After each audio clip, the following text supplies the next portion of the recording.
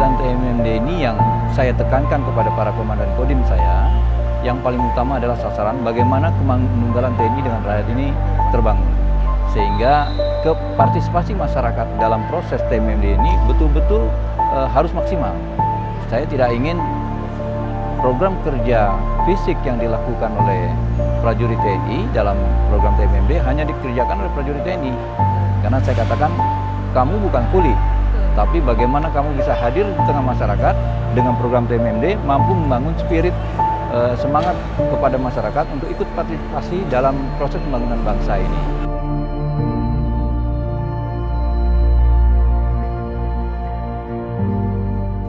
Di sini, bukan hanya pembangunan fisik yang terus berlangsung, tapi membangun kembali semangat, membangun kembali jiwa-jiwa yang pernah kering karena kehilangan yang paling dicintai, kehilangan harta benda, bahkan kehilangan semangat hidup.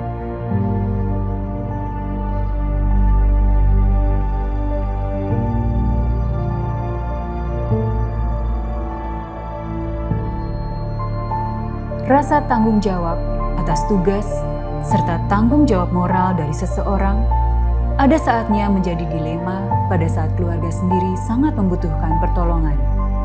Karena di situ lampunya 3 hari padam, tidak bisa menyala, kami tetap bermalam di wilayah Desa Malaka dan melihat situasi karena belum kondusif, kami juga tidak berani meninggalkan wilayah binaan kami Desa Malaka, dan kami pun dilema dengan kami punya anak bayi yang baru 3 hari lahir ini. Kami juga sangat-sangat dilema dengan situasi pada saat gempa 7,0 skala Richter.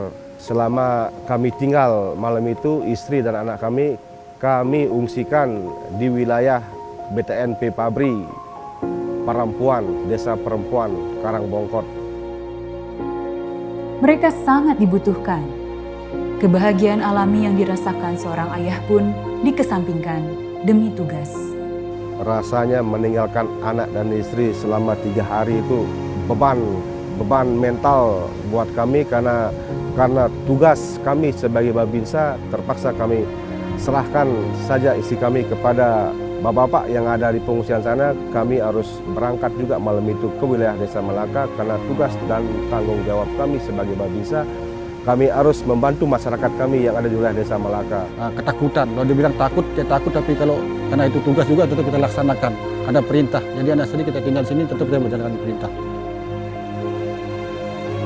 Menjadi bagian dari penduduk yang tempat tinggalnya rusak, para Babinsa harus tetap tegar bekerja, membantu seluruh warga, mengurus bantuan yang datang. Karena merekalah yang sangat menguasai data geografis dan data demografi wilayahnya.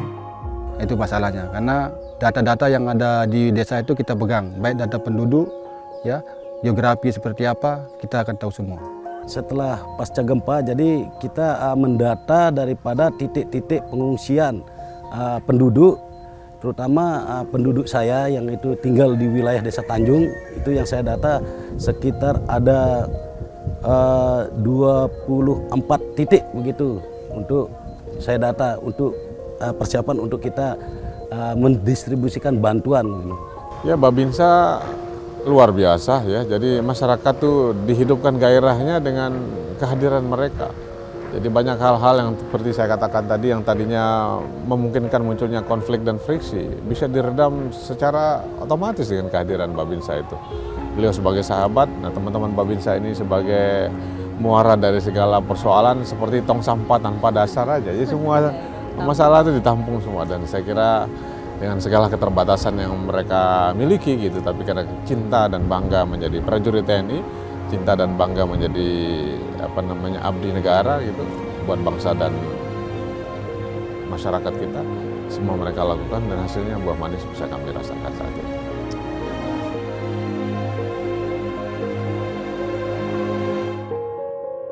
Terkait dengan percepatan rehab rekon ini, terus terang Pemda NTB dan masyarakat sangat terbantu Mas dengan keberadaan 10 SSK pasukan Zeni TNI. Khususnya dari TNI Angkatan Darat ada 8 SSK atau 800 pasukan. Dan mereka adalah pasukan-pasukan seni yang terlatih yang khusus membangun rumah-rumah masyarakat yang terdampak gempa. Dan ini karena kehadiran teman-teman pasukan seni inilah progres percepatnya sangat cepat. Sekarang totality pembangunan progres rumah tahan gempa itu udah mencapai 150 ribuan. 150 ribu rumah. Sedangkan total kerusakan dari rumah baik rusak berat, rusak sedang, dan rusak ringan 220 ribu rumah. Jadi tinggal sekitar 70 ribu rumah Mas, dalam ini. Berarti kan persentase yang sudah kami capai sudah di atas 65% atau bahkan 70% dalam percepatan rehab rekon ini.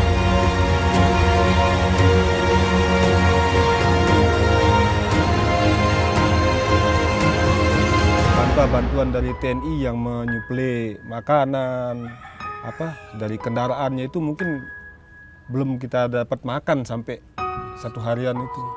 Begitu ada komando, ya bagaimanapun susahnya keluarganya di rumah, dia selalu siap dan dia harus meninggalkan keluarganya pada waktu itu. TNI itu sangat luar biasa, gesit. Kayak keluarga juga gitu kan, dia makan di sana, tidur di dalam kios, kan kita pakai kios darurat. Bu, kita tidur di sini ya. Sampai dia yang melayanin orang belanja. Kalau lagi istirahat tuh, iya. Jadi masyarakat tuh sudah seperti keluarga. Anak-anak itu sudah nangis dia ditinggal. Tentara-tentara yang kerja di sana itu ada berapa ibu-ibu, anak-anak semua di kampung tuh nangis ditinggal.